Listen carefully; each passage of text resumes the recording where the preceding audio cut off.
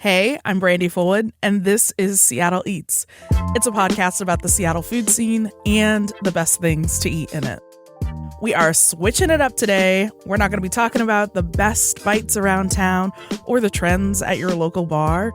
Instead, I am taking you to a backyard fish fry that's honestly become the city's best informal political event. And it didn't start out as a political or apolitical event. It started as a casual hangout with coworkers and friends 30 years ago. It was Wednesday. It was the second week of July. And we decided, we're going to go over Dawn's house. That is Elder Dawn Mason. It was just hot dogs, about 20 people, my coworkers. Let's go have a hump day picnic. And for 30 years, she has hosted a huge group of people in her backyard. Dawn, by the way, is not just some neighbor hosting a fish fry. She is a former state representative. She was the rep for the 37th Legislative District, which is the south end of Seattle. And she's also a convener of VIPs. Former Seahawks players, elected officials like Mayor Katie Wilson, State Attorney General Nick Brown, King County Executive Gurmai Zahilai, and dozens of others in the political scene. They all turn out for this fish fry every summer. This casual hang has become a hub for community and politicians alike. Then when I came out of office, we just kept doing it. And then it just kept getting bigger. So what started with maybe 20 some people, they just told me we have 302 people registered today. But the thing is, this fish fry is not supposed to be political. At least according to Dawn, it's supposed to be a party for constituents. And that's what this fish fry is about. It's fun, food, and fellowship. So the larger community is invited. You pay $40 and you get a plate of fried fish, hearty greens, some baked beans, and a seat at Dawn Mason's annual fish fry and birthday party. And yet, the party's edges are strewn with people asking for endorsements, these sidebar chats about the council, and even people just making requests of their local council member. Actually, KUOW's political reporter and host of Sound Politics, Scott Greenstone, is the one who told me, if you're running for office, you gotta come to Dawn Mason's fish fry. Yes. You gotta show your face here. When did it become that? Recently. Scott and I are going to head to this apolitical but kind of political backyard fish fry and find out why you better show up if you want to run this city. And we're going to try the food. Duh. Let's get into it.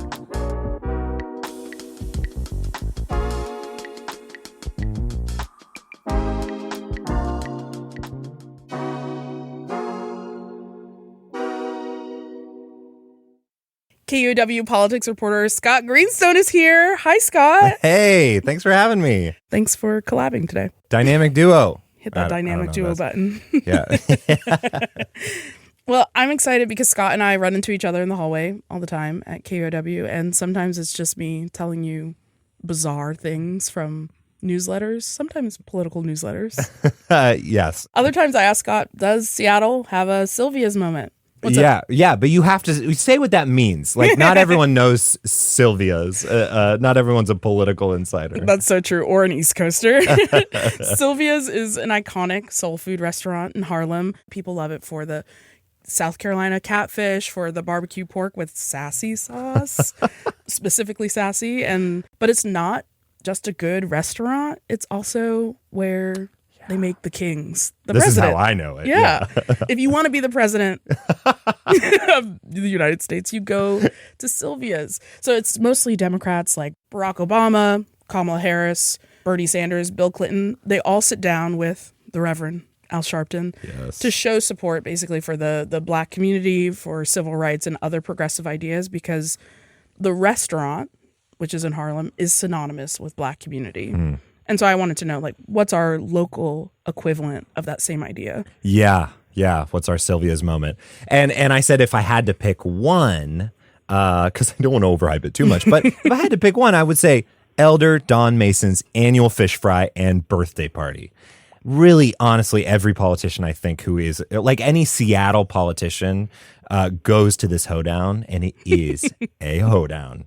Western themes, cowboy boots. I saw the police chief of Seattle in a 10-gallon hat. I think that at one point they tried to list off every elected official and candidate who attended, and it was around 24 by my count, city council members, state senators, judges, candidates. I think it used to be seen as a gathering primarily for black politicians, but today, I really started to take notice of it as an all politicians event last year when then Mayor Bruce Harrell attended, but his opponent Katie Wilson, who's white, also did. They're coming from all over. It's like you said, it's like, oh, being at Dawn's Fish Fry is a place to be seen. We caught up with Dawn as soon as we arrived. So I'm Dawn Mason. I have a lot of titles. I'm a former state representative. I'm an elder of distinction. I have the key to the city. She's such a well-respected elder in the community that at the last fish fry, former mayor Bruce Harrell gave Dawn the key to the city. And he said he just wanted to honor her legacy as a representative, her advocacy, and honestly, just the way she continues to support politicians who are starting out. So they used to call me the shadow senator because I never really ceded. I wasn't mean or nothing. I just kept getting things done. You know, if I was younger, I most likely would run again, but I actually enjoy campaigning. I'm campaigning now as I'm talking to you. I do want to say, has not been in office for almost 30 years. So to get a key to the city now is sort of a kind of a demonstration of how important she still is. Yeah. I am the host and the queen. Dawn's upstairs balcony turns into a stage with an audience of former Seahawks players, nonprofit leaders, politicians, and everyone is wrapped. I said, I didn't know until 5 years ago that I was absolutely amazing. I really didn't. And all of a sudden I got old. And I said, that's pretty good. And to me, I think Dawn folds in more like an aunt or your mom or a grandmother just trying to artfully crowd control or amuse her guests. Decked out in her fish fry t-shirt, matching turquoise cowboy boots, and she tucks a lot of those politics away. And then it's just full-on charm. That's pretty good. Then I turned 80, and my star really rose. Just some improv, tight, I would say a type 5, but it was more like 20. She does, obviously share the stage for the time we were there. Dawn passed the mic to several guests of honor and co-hosts. Yeah. Very generously sharing the mic. The attorney general gives a speech. State reps give a speech. At some point, I think the city council president, Joy Hollingsworth, got on the mic and she does roll call. Attorney General, Mr. Nick Brown. Nick Brown in the building. We got my other girl, my home girl, Councilmember Dion Foster, citywide. We also have Rob Foxcurran, candidate for county assessor.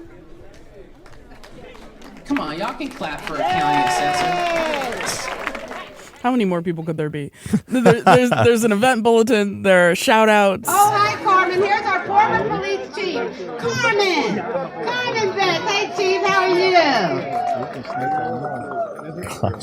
This is an evidence of how many people were there. I did not even realize the former police chief was also there. In a way, it felt like, I don't know, a family reunion. King County Executive Gurmai Zahalai brought his new baby. It feels like every year I bring a new baby to the fish fry. I love this event because it's not a political event. It is tradition. It's community. Every year I like to bring my family because I'm not just here as the King County Executive. I'm here as a son of South Seattle. I'm here as one of your community members, somebody who was raised here alongside you. I wanna really put a pin in that note.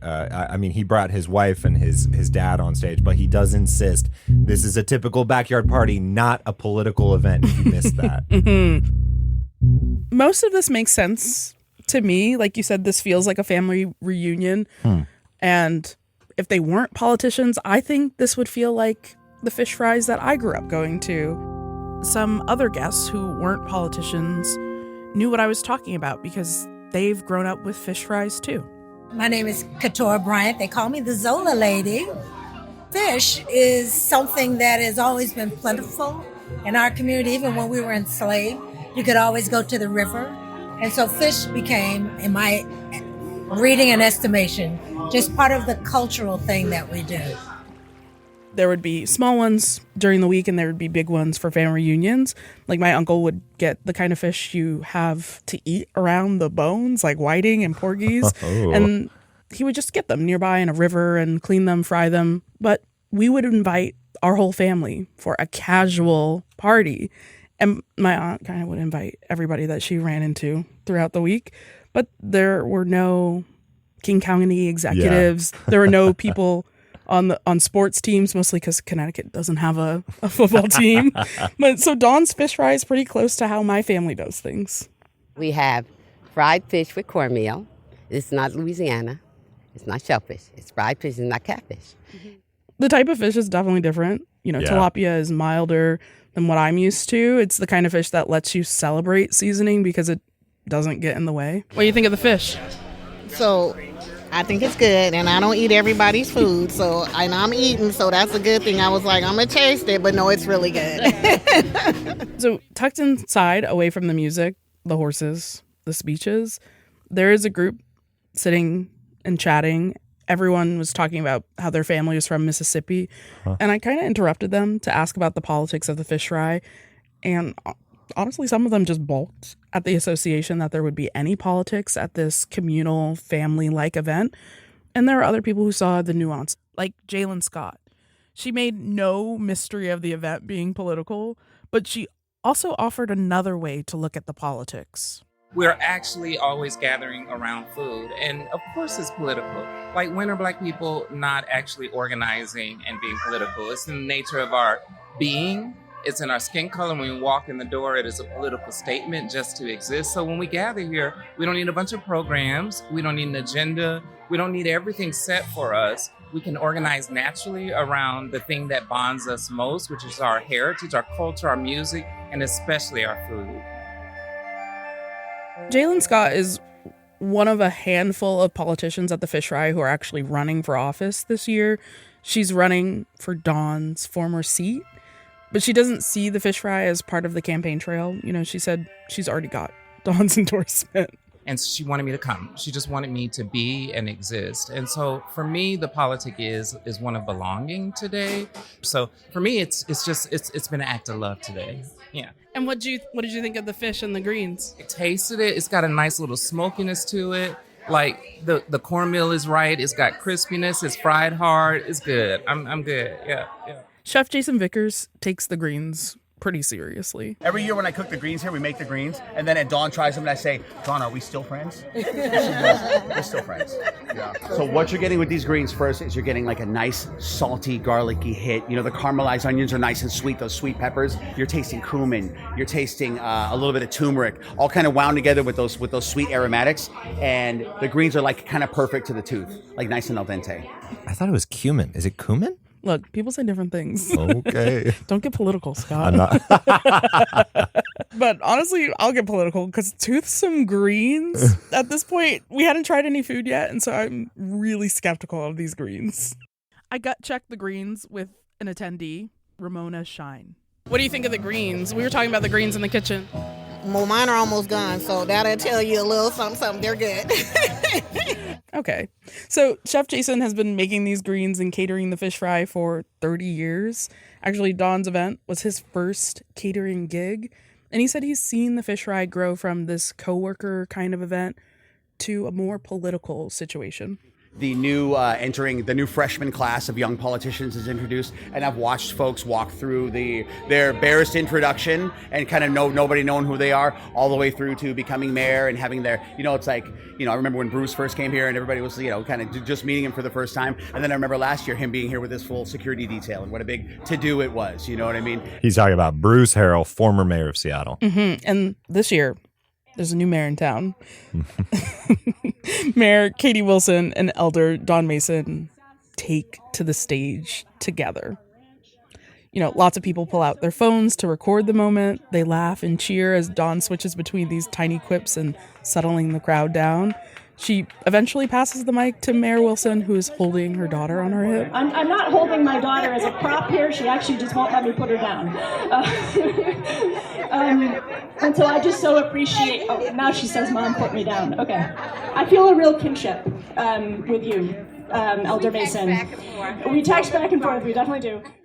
Dawn told Scott and I that her biggest concern as an elder is protecting children. She said that a lot. Yeah. She reiterates this to the crowd like most of the time that she's on the stage, and people below the deck nod and agree, and the mayor agrees too. That's what public service is ultimately about, is what is the future that we're leaving for our children and for our grandchildren, and we are all in this together. So I was actually here last year.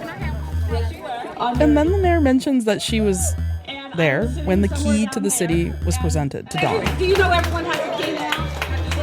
So you're hearing her say there, do you know everyone has a key now, she asks? Everyone has a key, right? Look on your lanyard. That's because at check-in, everybody gets a lanyard with a little pin on it. It's a pin of a gold key against an emerald background and the city seal. So just like Dawn has a key to the city, the whole community now has a key. That's the idea, yeah. So anyway, that's what I wanted to say. I wanted everyone to have a chance to see that, yes, I have the key to the city. She's the mayor, I have the key. No matter who's the mayor, I'll have the key. And so I'm like her ambassador. So we have to make this work. And I have to say, she always responds to me. And that's what's important to me. It's not that you might agree even, but that you respond. So thank you so much. Okay. Scott cut his recorder to walk over to me, and honestly, I was just beaming about Dawn. I'm obsessed. I would never want to be in her way. Did the mayor look uncomfortable? Oh, deeply. Dawn said she needs this for re-election. I didn't hear that part. Yeah.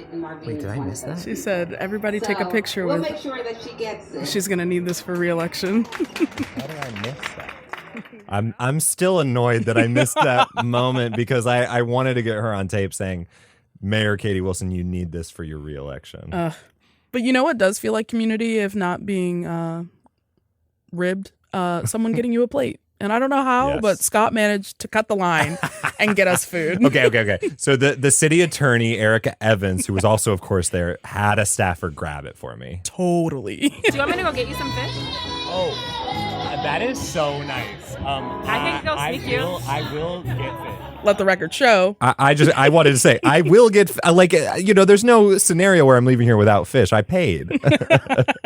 Well, thanks, Erica. But by the time Scott and I actually tried the fish, it was kind of 2 hours after everyone else was eating. It's definitely not crispy. Oh, I like it, though. It's really, well-breaded. It's not super crumbly. I wish my fish was hot. I think the edges of my fish are crispy. I think it's really doing it for me. All right. Jason's greens. I'm salivating already. Me too. I was salivating when he was describing the greens in the kitchen. Oh, man. Even not hot anymore. This feels like greens made in Seattle. They're really relying on like a natural flavor from the collard greens. So it really tastes more vegetal forward than it does taste like maybe what my greens taste like, which has a lot of fat from either a smoked turkey or a ham hock or something like that. You got beans? I got beans. Here, have some beans. Oh, the beans are good too. These remind me of my grandpa's beans.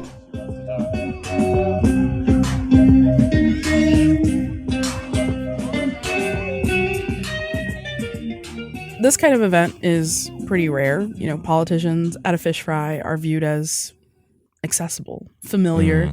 They wear jeans, they wear t-shirts, they hold their children. And the more that they blend into the crowd, the more comfortable a lot of guests seem to be, constituents seem to be, about approaching them, asking them for help. Most people either hard disagreed that this event was political at all, and others were kind of mixed bag. What did you think about that? Yeah. I mean, obviously I want to point out politics are happening at the fish fry. Politicking is happening. Someone walked up to Attorney General Nick Brown, who we heard from for just a moment in the beginning, right before I talked to him, asked him for his endorsement, right? We heard a long litany of names. Why did we go through that long litany of names, Brandy? Like, like electeds, candidates. There was a very influential political consultant there with his family, Michael Charles. He's behind many of the most prominent politicians in King County. This is a place where you are seen, right? It's where you meet the movers and the shakers. And where the movers and shakers eat. Exactly. You get to see them in compromising poses with beans spilled on their T-shirts, whatever. They're just like us. So I am mixed on it still because I'm trying to hear that people really feel this is a big part of their community, that it's everyday life. Like, you know, everyone who we spoke with used to live in the Central District, used to live in like a more northern part of South Seattle. Yeah. And they said this is what everyday life used to be like. It just so happens that those same people who were, you know, personable and more extroverted also ran for office. Are they not allowed to have community events anymore? Without someone labeling it? Yeah. And so we're going into it knowing that they're politicians without knowing what they were like growing up and knowing that they're connected to a community. But that's also why they won, is because they were connected. The reason these things don't necessarily happen so much anymore is because these parts of Seattle, particularly Central and South Seattle, right, they are gentrified. A lot of these families have had to move out of the area. They're not doing this every week. They may just do this once a year now. With local politics like this, when you run for office, a political consultant told me one time, a big numbers guy, told me that most of what you're doing is grueling work to push yourself up just a fraction of a percentage point. You knock on another door, that might be one more vote. You need 100,000 plus of those to win, or whatever, 50,000 in some of these smaller districts. You can get a lot of those, a big number of percentages, by getting an endorsement from the stranger. Or the Seattle Times, those like really important media endorsements or union endorsements. But you need, like, you're putting together the ingredients, if I want to use like a food metaphor, I guess, sure, to like have that successful dish, that successful run. Where does this ingredient fit in there? How many teaspoons of Don Mason's fish fry do you need? It's very difficult to pretend that food doesn't touch politics, economics, culture, because it does. That's just what it is at its center. I mean, the most political thing that Dawn said kind of sticks in my mind, because she talked openly, only at one moment, about a Democratic House rep for this same legislative district we're in, the one she used to represent. Honestly, she told us point blank that she doesn't want Democrat Sharon Tomiko Santos to win. Rep Santos is a congressional candidate in the 37th district, and in this upcoming midterm election, she's going against someone that Dawn has endorsed. That's the most political thing I'm going to say. Santos, yes, we're taking her out. She doesn't have the good sense to just go. She never comes. She doesn't like me. Is she invited? Good. Everyone's invited. Everyone's invited. Not exactly an answer. Bless her heart. Scott Greenstone is the politics reporter at KUOW and a host of Sound Politics. Thanks, Scott. Thanks for having me. That is it for today. Seattle Eats is hosted by me, Brady Fullwood, and you can get in touch with me at seattleeats@kuow.org. If there's something on your mind, though, about the Seattle food scene, maybe you know about an even better or different place to get the cross-section of food and politics. Maybe you know some places politicians should eat to get your vote. I'm open to hearing it all. We have a voicemail box set up for you to call us at 206-543-8510. This show is produced by me and edited by Jim Gates. It was co-reported by Scott Greenstone. Seattle Eats is a proud member of the NPR network. You can find more and support the show with a link in the description of the show notes. Alrighty, talk soon. Do people come up to you and ask you for your endorsement at this? Yes, somebody just did, actually, and I thought I heard that. Yeah, I've known her for a long time, but